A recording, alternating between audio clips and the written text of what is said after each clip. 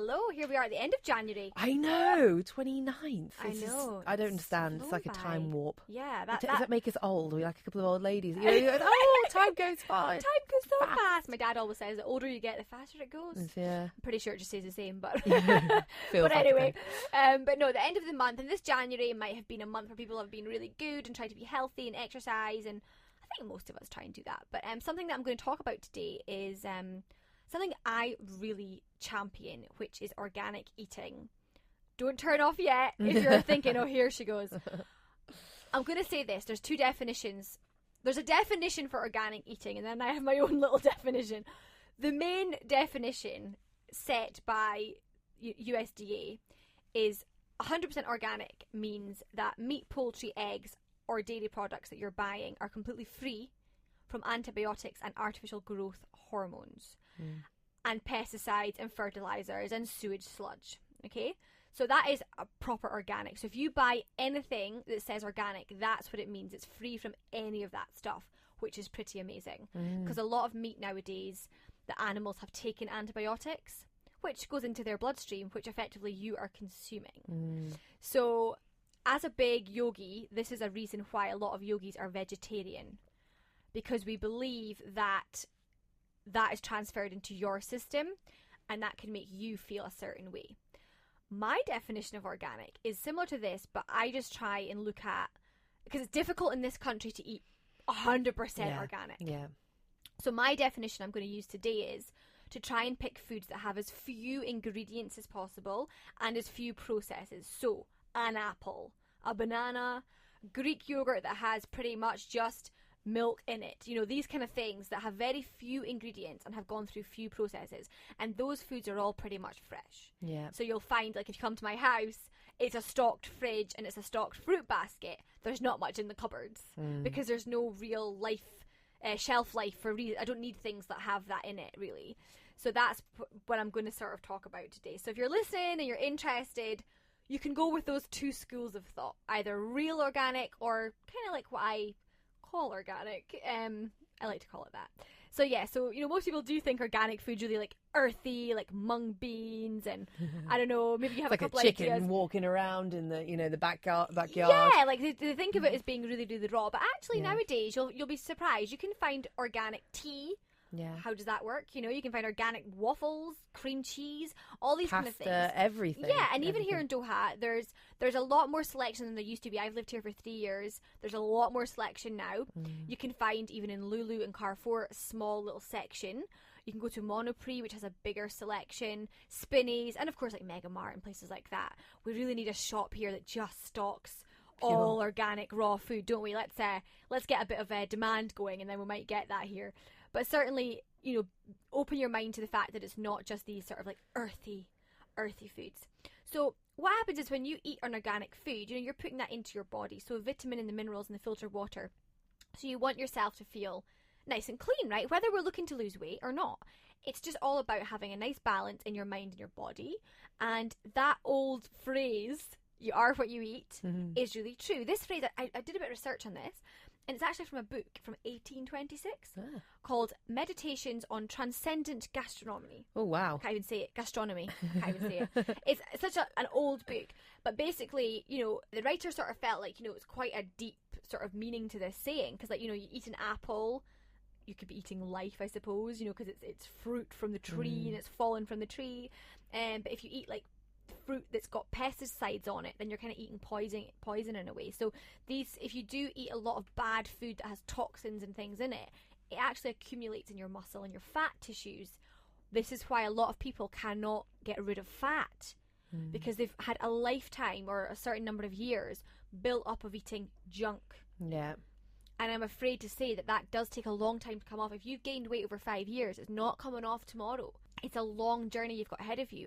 And this is why, as a trainer, or people come to me and they say, okay, I'm on this diet and I'm having these number of calories. I'm like, but it's not about that, because it's about the food that you're having. You could have a 100 calorie cereal bar that is pumped full of rubbish.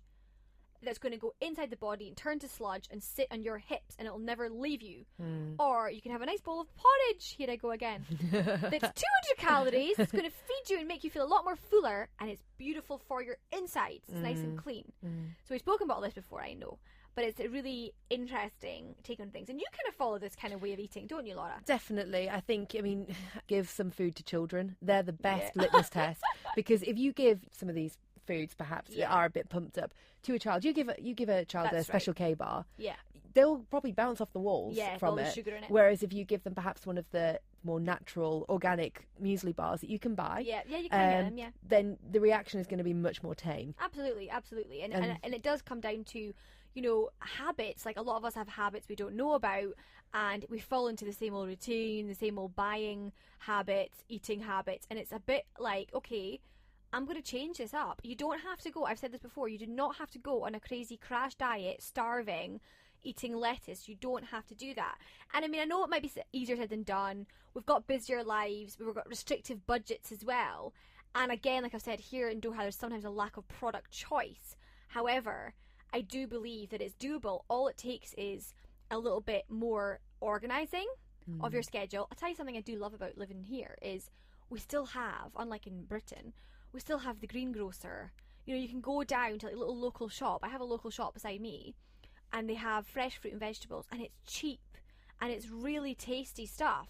And I go in and out within 5 minutes. I don't have to wrestle with it in car 4 and stand in a queue that people jump in front of me, and get their stuff weighed. So, the way those people. It takes a bit of organising.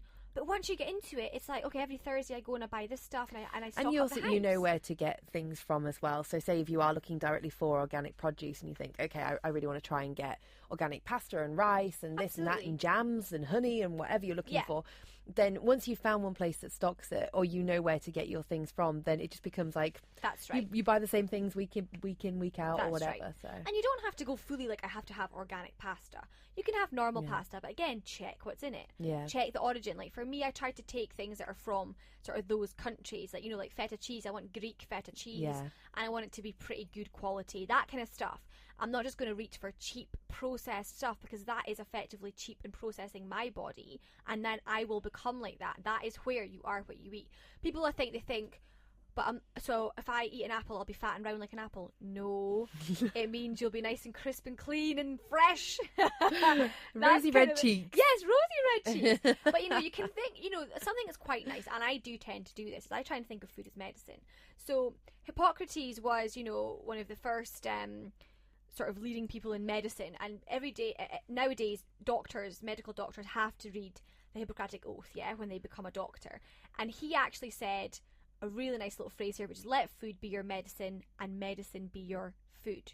Okay, so you don't need medicine if you have a healthy, clean diet. You'll find that you'll actually become less sick if you have a healthy diet, and you'll require therefore less medicine. So just let food be medicine. Even if you're feeling under the weather, I am really connected to my body, so I will I really need some, I want some vitamin C, I want orange, I want lemons.